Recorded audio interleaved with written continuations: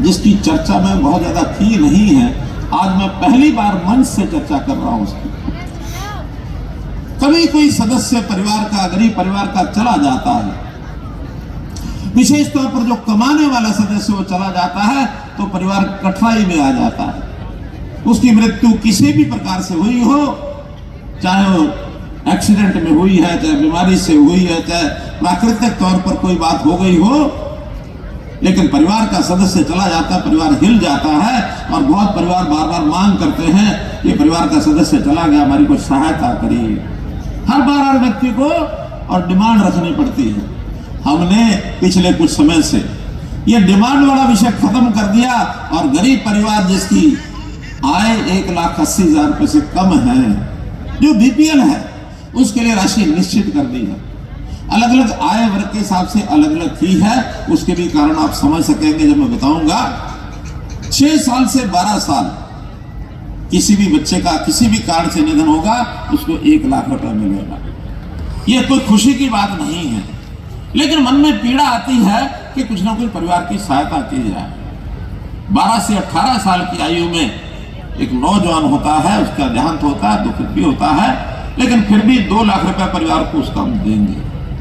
अगर 12 से 18 से 25 तक किसी नौजवान का देहांत हो जाए तो उसको 3 लाख रुपए देंगे, गरीब परिवार है तो उसको देंगे।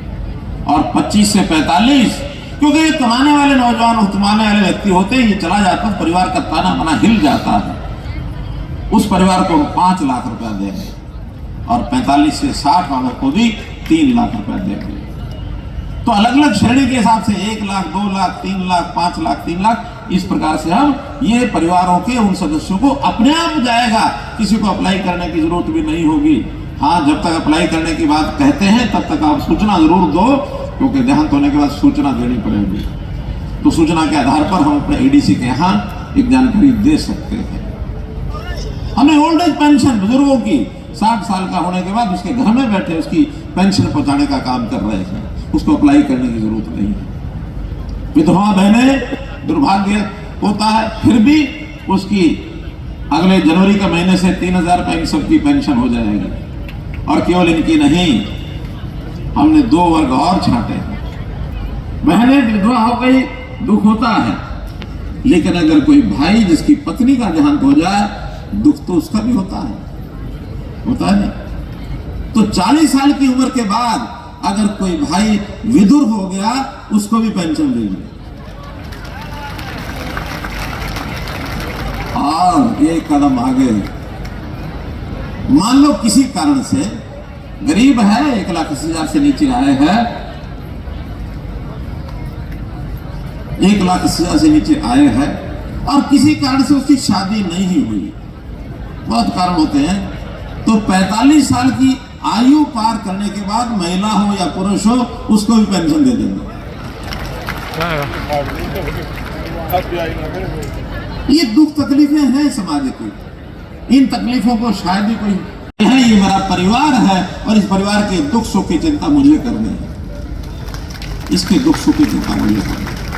या कोई पीड़ित है, किसी भी रूप में बीमार है, इलाज होना है, हमने आयुष्मान भारत चिरायु योजना के अंतर्गत 5 लाख रुपए का बीमा कर दिया।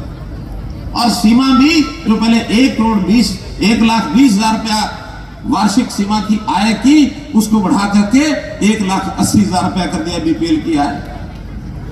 जो राशन कार्ड पहले सिर्फ 15 लाख लोगों को हरियाणा में दिए जाते थे राशन इस नाते से, वो बढ़ा करके हमने 39 लाख परिवार उस योजना में ले आए हैं जिनको राशन मिलता है, डबल से भी ज्यादा। हमने ऐसे लोगों के जिनका घर नहीं है, मकान नहीं है, उनको मकान मिले।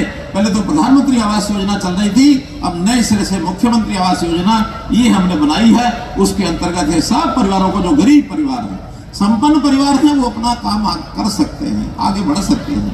गरीब परिवार को बढ़ना मुश्किल है, इनके लिए हमने योजनाएं बनाई है। हमने कई तरह की बीमारियां समाज में से खत्म कर दी है। 3C को खत्म करना, ये हमने घोषणा की है, करप्शन, क्राइम और कास्ट बेस्ड पॉलिटिक्स। हम महापुरुषों की तो सम्मान करेंगे, लेकिन कास्ट की राजनीति नहीं करेंगे। अगर कास्ट हमने बनानी है, गिननी भी है, तो हमारे लिए दो कास्ट है। मोदी जी ने कहा, एक अमीर जाति, एक गरीब जाति। और पहले हम गरीब जाति को अपनाएंगे, गरीब जाति का उत्थान, इसका भला करना। अंत्योदय की योजना पंडित दीनदयाल उपाध्याय के कहने पर इनको आगे बढ़ाएंगे।